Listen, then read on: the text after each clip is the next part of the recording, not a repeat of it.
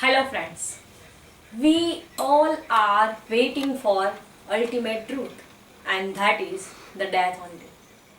We all are doing something so that we can pass the time and reach to our final destination which is already decided. But we can't accept it easily. Waiting for Godot is a poison play about a ceaseless waiting, about a repetition, the meaninglessness, the absurdity of waiting that Samuel Beckett gives the philosophy of life using the absurdity in his play Waiting for Godot. Writer Samuel Beckett, inspired from the painting of Longing, which is drawn by Caspar David Friedrich. In this painting, we find the setting, a country road, tree, and the evening. This painting shows longing of our life. A waiting remains throughout the play. Both are endless. A country road describes that show must go on. Tree is the symbol of hope only in this waiting, and longing is support of our life. Writer Samuel Beckett uses the tree in the setting of the play and also as the symbol or as the significance. In the first scene, in the first act, the tree is barren tree. In second act, it grown up with 4 or 5 leaves, and this barren tree shows the hopelessness of Vladimir and Estra. In Act 1, nothing happens, and the same things are repeated in Act 2 also. But the minor changes is that the tree has 4 or 5 leaves on it, which suggests the hope of tomorrow. Vladimir looks at the tree, notices that and says that yesterday evening all bare and black. Now it has leaves on it. This symbol represents that things are constantly changing in our life also. All the things are going to change throughout the time, and all days are not the same. It constantly changes into gloomy or in happiness. So, tree represent both the sides of the life and have hope for the tomorrow. Hope is endless. On the other side, hope is the only thing through human being is alive today. Hope is never going to die. Hope support us to avoid the meaninglessness. In the both acts, evening turns into night. During this time, nothing to be done. And this expression is the central idea of the play hour. Both Vladimir and Estragon are waiting throughout the play, are waiting throughout the time, but nothing happens. Nobody comes, nobody goes, and it's awful. Uncertainty of time, uncertainty of life are somehow afraid of us, and the same way both the characters are suffering from it. Let's see some of the dialogues of the play which is important to explain the importance of moonlight in the play. Estragon says, "Wait, I sometimes wonder if we wouldn't have been better off alone, each one for himself. We weren't made for the same road." Vladimir says, "It's not certain." And Estragon replies, "No, nothing is certain." So, sometimes it seems like that time is moving very slow, and sometimes it is very fast. And the same way, day quickly turns into the night. In the play, evening turns into night. Light does not give always positive attitude to life. Somehow, night is connected to the death also. And Vladimir says, "Will night never comes?" Means Means they have the question that whether they get salvation from the life or not. All things are broken. Nothing sustained for on the earth. One has to die, one has to break down. That essence never changes, and the same way throughout the whole play, the essence of nothingness does not changing in the play. So it remains in each and every action. Nothing to be done is the expression of the play which reveals the absurdity of life. Vladimir and Estragon both are doing nothing which is significant in life. Nothingness is the central idea of the play. The nothingness, meaninglessness, absurdity or the waiting itself is the central idea of the play, waiting for Godot. Both are waiting for Godot, but they don't know who is Godot. When does he come? Or where does he show up? Why does he have to come? And the most fundamental question is that why do they have to wait for Godot? Above all the things, these are not only related to the Vladimir and Estragon, but through this character, writer represent the humankind who are helpless and have nothing to do without killing the time or without waiting. We just pass our time on the earth as we have nothing to do. All the things are insignificant in life, whether one is intelligent or one is physically strong. As one is master or a slave, or one is blind or dumb, there are no any kind of differences among anyone because all have to kill their time, all have to wait for their time or with the same fate, and such a way there is no difference among them. Nothingness is the center and nothingness is everything, and thus it becomes something in the play. So nothingness is very something in the play.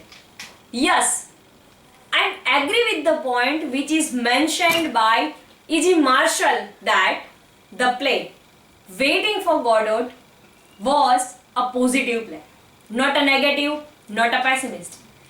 As I saw it with my blood and skin and eyes, the philosophy is no matter atom bombs, hydrogen bombs or anything, life goes on. You can kill your time, but you can't kill the life. We have habit of living the life. We can't kill ourselves because we have habit of living only, even though it is much painful than the death itself. Taking breath is also the habit of life. We just kill ourselves. We are breathing from that time we were unable to think. So, to breathe is also a habit of our life. So we are not able to kill the time because when we die, the time is already stopped for us. And such a way, we falsify the idea of eternity of the time. Show must go on. Life must go on. And thus, we can't kill the life. We kill ourselves only. Thus, the play Waiting for Godot is positive and not the pessimistic.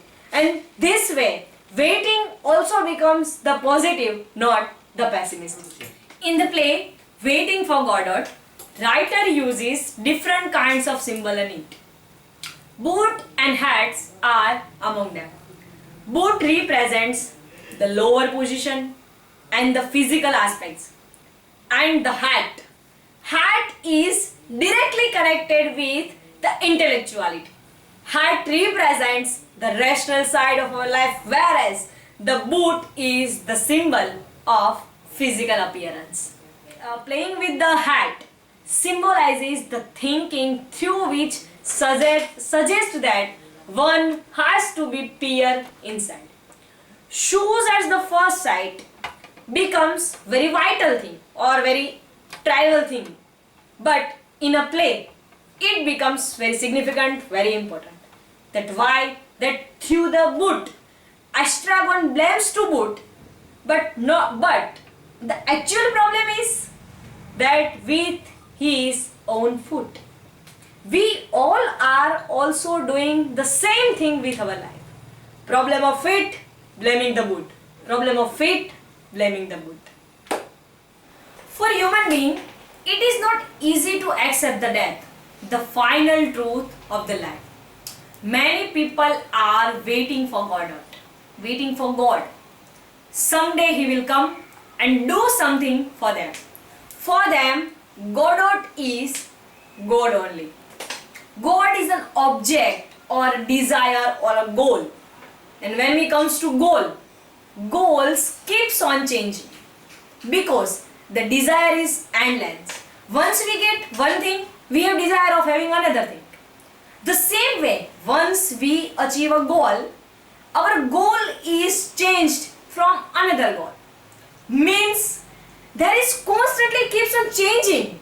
Things are changed, and in this way, the very point is the same way Godot or the God is also changed. So, with the philosophical aspect, Godot is the death, but man can't accept the reality because he has habit of living the life. So from there our Godot is changed one to another. So yes, I agree with the point that the subject of the play is not Godot but the waiting. But the waiting, and this waiting is the central idea of the play, is mentioned by Astlin in his essay The Search for the Self. He mentions that waiting is the central plot of the play, not the Godot, because throughout the play both the characters Astragons and Vladimir are doing waiting, or the waiting only, but for whom? They don't know. Why they are doing waiting? They don't know. Why Godot has to come? They don't know. And the final question, or the fundamental question, as we earlier also said, why they have to wait for him? They also don't know. That everyone is doing waiting for that somehow, someday. But for whom? Don't know. Why does every time we wait for somebody or we wait for something, we mostly fail? So, both the characters, Astragon and Vladimir, are fall in the trap of, is a kind of a trap in which they are fallen down. Or the same way, we are also in the trap of waiting. So, we might say a waiting that has no solution except from keeps on waiting. Thus, waiting is more important part of the play rather than the Godot. In the play, we feel the agony of waiting.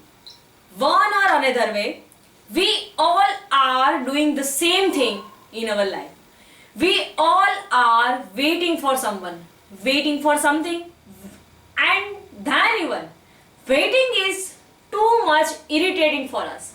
So, the waiting is central idea of the play, not the God. Very important point is that reading the play and watching the movie Waiting for Godot has both gives a very different kind of experience.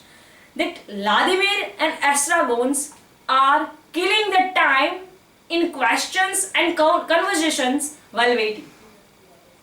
Astragons and Vladimir are representative of humankind. After taking the birth, what we are doing? Just kill the time until the death. We have nothing to do as they have nothing to do. The same way they pass their time with doing insignificant thing as we all are doing with our lives also. Astragon says that nothing to be done. they both reflects the shadow of our lives that we have nothing to do. Though we behave like that, we are doing something very significant, something very important, something which is immortal than others. But actually what we are doing? Waiting. And what's the meaning of that? Existentialist deals with the subjects, or especially Samuel Beckett deals with this subject in very innovative way, or let me say in an absurd way. The death, the meaning of human existence, the place of God in human existence, the meaning of value, impersonal relationship, the place of self-respective conscious knowledge of one's self in existing. They are waiting for Godot, and in between, or they just waiting for passing the time at the end. They are tired of doing. So, this way, and in this tiredness, in this waiting, they tried or they decided to commit suicide, but they can't. They didn't, because our instinct of life is more powerful than the reason of death. As we earlier also discussed, we can kill ourselves, but we cannot kill the time. So, Vladimir says that, shall we go? Astragon replies, let's go. But they didn't go. And readers have questions that where to go. So, Vladimir and Estragon talks about hanging themselves and committing suicide, but they do not do. So, they have habit, because as we are having habit of life, they are habit of living the life. Our instinct of life has always some more power than the reason of death. So, we have habit of living before we acquire habit of thinking. So, the such instinct is overpower the thinking capacity. Thus, they can't do suicide, because they hope for tomorrow, just like the act 2 of lucidity. So, this waiting is not a kind of a gloomy, but it is attitude to prove that man is maker of his own fate. It looks positively towards the life with a kind of a different perspective. It's all about consciousness. It does not driven by sensibility or emotionality or a kind of a melodrama thing, but it is connected with the lived experience. So we can say that waiting in this, or especially waiting for Godot, is like a gunshot in the middle of the concert. That something is very hard to accept, something very hard to think about, or something very hard to look at, but something which is very impossible to ignore. So let me conclude my session with the quote of Vladimir, what Vladimir says in Waiting for Godot is, let us not wait our time in ideal discourses. Let us do something while we have a chance. At this place, at this moment of our life, all mankind is us, whether we like it or not. Let us make the most of it or not. So, let us make it before it is too late. So, if you guys are having any kind of question regarding my fragments, you can ask me in comment section, or you can ask me directly also. Thank you very much, friends. Thank you, friends. Thank you very much.